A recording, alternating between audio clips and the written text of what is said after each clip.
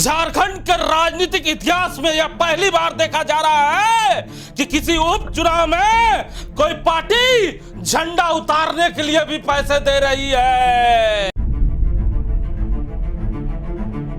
जी हां, ये बातें हम नहीं कह रहे, ये बातें आजसू पार्टी के सुप्रीमो सुदेश महतो कह रहे हैं कि जहां डुमरी उपचुनाव में लोगों को डराया जा रहा है, धमकाया जा रहा है और झंडे उतारने के लिए 500 रुपए झारखंड मुक्ति मोर्चा के लोग दे रहे हैं। किसी को भयभीत करेंगे, कोई अपने निजी चीज से, अपने विचार से पार्टी का झंडा खड़ा कर रहा है तो उसको आप धमकाने का काम कर रहे हैं। अब तय कर रहे हैं कि 500 रुपया लो, झंडा उतारो, रहे कि 500 रुपया लो, झंडा उतारो। झूठा पिटारा फिर से खोलने के लिए, और मैंने कहा था कि चूल्हा प्रमुख बोलेंगे, अब मुख्यमंत्री चूल्हा प्रमुख बोल रहे हैं। इसका मंत्री भी चूल्हा हड़िया बोलने लगा। जी हाँ, डुमरी उपचुनाव में जहां आजसू सुप्रीमो सुदेश महतो ने झंडे उतारने के नाम पर झारखंड मुक्ति मोर्चा पर 500 रुपये देने का आरोप लगाया, तो वहीं झारखंड के मुख्यमंत्री हेमंत सोरेन ने चूल्हा प्रमुख के नाम पर लिफाफा में भरकर 500 से लेकर 1500 रुपये तक देने का गंभीर आरोप चुनावी सभा में लगाने का काम किया। चूल्हा प्रमुख के नाम पर जो लिफाफा मिल रहा है, आप लोगों को लिफाफा रख लीजिए, लेकिन वोट दीजिएगा सिर्फ बेबी देवी जी को तीर धनुष। डुमरी उपचुनाव का घमासान अब शुरू हो चुका है, जहां पार्टियां एक दूसरे पे आरोप और प्रत्यारोप सिलसिला भी शुरू हो चुका है, जहां सुदेश महतो लगातार आरोप लगा रहे हैं और ये कह रहे हैं कि हम लोगों ने रामगढ़ हराया है, अब डुमरी हराने की तैयारी कर रहे हैं। किसी को उसके घर में हराए। हेमंत जी आए और बोले ये मेरा घर है, ये मेरा घर है। बोले क्या करेंगे? मैंने बोला आपके घर जाने का रास्ता भी चंद्र प्रकाश चौधरी ने बनाया है, ये घर अपना नेमरा जाने का भी रास्ता आपने नहीं बनाया, इसलिए ये पूछने का अधिकार आपको नहीं है और वहां से हारे। अब डुमरी हराइएगा ना, हराइएगा ना, पक्का तो आवाज जाना चाहिए ना, हराइएगा ना। सुदेश महतो का एक और बड़ा आरोप, 14% की आबादी वाली एससी समाज से आखिर झारखंड के सरकार में कोई मंत्री क्यों नहीं है? 12 मंत्री का मंत्रालय, एक मंत्रालय खाली है, लेकिन उसमें सबको ढूंढ के देखो, शेड्यूल कास्ट का मंत्री आपको नजर नहीं आएगा। 14% का आबादी इस प्रदेश में है, उसका नेता और राजनीतिक भागीदारी 0 करके रख दिया। यही हेमंत सबको साथ और सबका विकास जो कर रहे हैं। खाने का चम्मच में पैदा लेने वाला मुख्यमंत्री हेलीकॉप्टर से चलकर जब जमीन पे आएगा, तब उसे एहसास हो पाएगा कि डुमरी विधानसभा में रहने वाले लोगों की तकलीफ क्या है।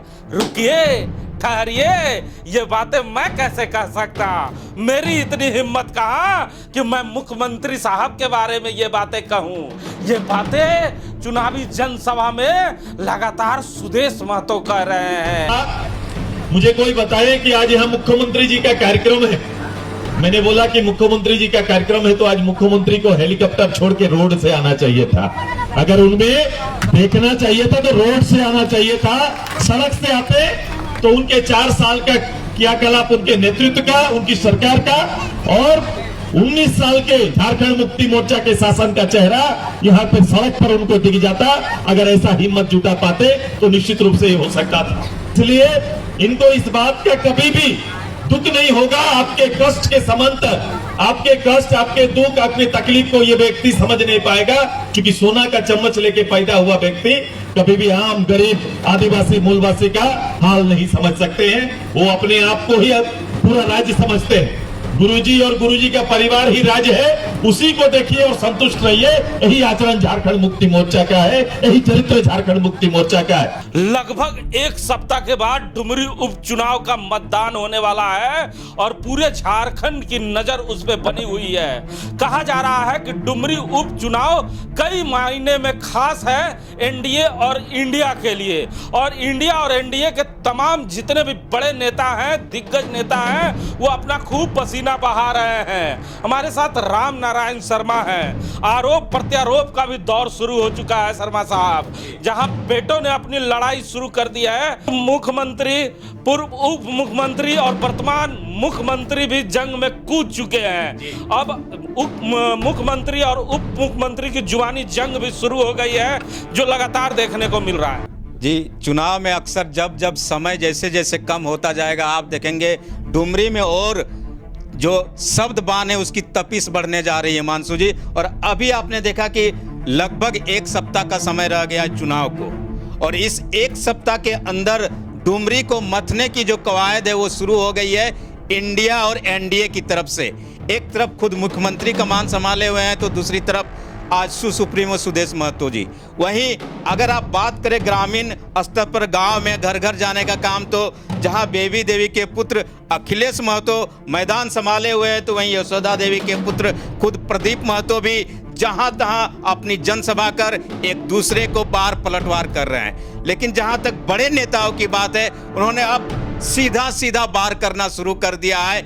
एक दूसरे को आक्रोश में लाने की कोशिश की जा रही है और बताने की कोशिश की जा रही है कि डुमरी में क्या कुछ चलना शुरू हो गया है। अच्छा, सुदेश महतो जिस तरह से मुख्यमंत्री को घेरने का प्रयास कर रहे हैं, हर दिन एक नए मुद्दे को उजागर करते हैं। सबसे बड़ी बात, उन्होंने जो लगातार जो चूल्हा प्रमुख से जो बातों को उठाया था, आज तक उस बात को दोहरा रहे हैं कि 14% आबादी होने के बाद भी झारखंड में दलित परिवार का कोई भी मंत्री ना बनना कितना दुखदायक है। जी बिल्कुल, उन्होंने एक तरह से कहिए कि दुखती नस पर हाथ रखने की कोशिश कर दी है सरकार की, कि आप तो बड़ी बड़ी बात करते हैं, सामाजिक न्याय की बात करते हैं, इंडिया की बात करते हैं, सबको साथ लेकर चल रहे हैं, कह रहे हैं कि झारखंड में हम सबको लेकर चल रहे हैं। तो जिसकी आबादी झारखंड में 14% है, उस समाज से, आखिर उस दलित समाज से, उस SC समाज से मंत्री क्यों नहीं बनाया साहब? अच्छा, एक बड़ी प्रश्न भी उन्होंने पूछा कि साहब जिस घर में हमने आपको चुनाव हराया, उस घर में जाने का रास्ता भी चंद्र प्रकाश चौधरी ने बनाया। मतलब डायरेक्ट हमला किया मुख्यमंत्री पे, कहा कि अपने गांव का सड़क नहीं बनवा पाए तो डुमरी का सड़क क्या बनाएंगे। जी, उन्होंने एक तरह से साफ साफ इशारा डुमरी के लोगों को संदेश देने का काम इस बाइक के माध्यम से किया है कि जिस व्यक्ति के घर जाने का रास्ता हमारी पार्टी के चंद्र प्रकाश चौधरी बनाते हैं, उस मुख्यमंत्री कि अगर आप वोट दीजिएगा उसकी पार्टी को, तो आपको यहाँ क्या मिलेगा। इसीलिए उन्होंने साफ साफ संदेश दिया है डुमरी को कि आपने देखा रामगढ़ में हमने इनको इनके घर में हरा दिया है, और डुमरी में हराएंगे, क्योंकि डुमरी के लोग अब समझने लगे हैं कि विकास की क्या मायने होते हैं। सुदेश महतो काफी कॉन्फिडेंस में दिख रहे हैं, साफ तौर पे पूछ रहे हैं कि रामगढ़ हराया है, डुमरी भी हराएंगे, क्या हराएंगे? हराएंगे, लोगों से पूछ रहे हैं। उनका कॉन्फिडेंस लेवल काफी हाई दिख रहा है, क्यों? नहीं, आप अक्सर देखते होंगे सुदेश महतो एक ऐसे नेता है जिनके भाषण को आप देखते होंगे कभी जल्दी रिपीट नहीं करते हैं, अलग अलग जगह अलग अलग तरीके से अपनी बातों को रखते हैं। और अब जब चुनाव एकदम नज़दीक आ गया है, तो उन्होंने साफ कह दिया है कि रामगढ़ में आपने देख लिया, रामगढ़ के आम आवाम के माध्यम से हमने इनको हरा दिया। यहाँ पूछना चाहूंगा, ये दिग्गज नेता हैं, दोनों राजकुमार हैं, इस झारखंड के धरोहर भी हैं, और ये दोनों लोग स्टेज पे चढ़कर आवाम को समझा रहे हैं कि भाई 500 रुपया लेके झंडे मत उतारना, भाई 1500 रुपया लेके चूल्हा प्रमुख नहीं बनना। चुनाव में इस तरह की बातें हजारों लोगों के सामने कर रहे हैं, क्या मतलब इसके क्या मायने जाएंगे? अब तय कर रहे हैं कि 500 रुपया लो, झंडा उतारो। लिफाफा में 1000 रुपया, 500 रुपया, 1500 रुपया, जहां जहां जैसा आदमी मिला वैसा भर भर कर दे रहा है, अपना वोट सभी को दे रहा है। हम महिलाओं से कहना चाहेंगे, आग्रह करना चाहेंगे, उस लिफाफा से बच के रहिएगा। बिल्कुल, इससे आप एक तरह से साफ का देख सकते हैं कि चुनाव के अब क्या स्थिति झारखंड में रह गई है। चुनाव आयोग जरूर है हमारे देश में, लेकिन आप देख लीजिए कि सबसे बड़ा नेता मुख्यमंत्री खुद बोल रहे हैं कि 500 से 1500 रुपये लिफाफे में दिए जा रहे हैं, और उन्होंने ये भी कहा कि रख लीजिए, पैसे को रख लीजिए, लेकिन वोटवा हमको दे दीजिएगा। दूसरी तरफ वहीं आपके आजसू सुप्रीमो कह रहे हैं कि हमें डराया जा रहा है, हमारे झंडे को उतारने के लिए झारखंड मुक्ति मोर्चा इतनी डर गई है कि लोगों को 500 रुपये, यानी अब सीधे सीधे पैसे के खेल शुरू हो गए हैं। इनके शब्दों में अगर माने तो डुमरी में तो मतलब पैसे का खेल शुरू हो गया है। कहा जा रहा है कि यही महीने के लास्ट में ओवैसी साहब का भी पदार्पण होने वाला है। तो ये जो दोनों खिलाड़ी अभी स्टार बने हुए हैं, ओवैसी साहब को आने के बाद क्या कुछ बदल पाएगा? नहीं, उनका अपना अलग अंदाज है, उनके लोग भी हैं, फैन भी हैं, और खासकर कहा जाता है कि उनकी कौम के बड़े कट्टर समर्थक भी हैं।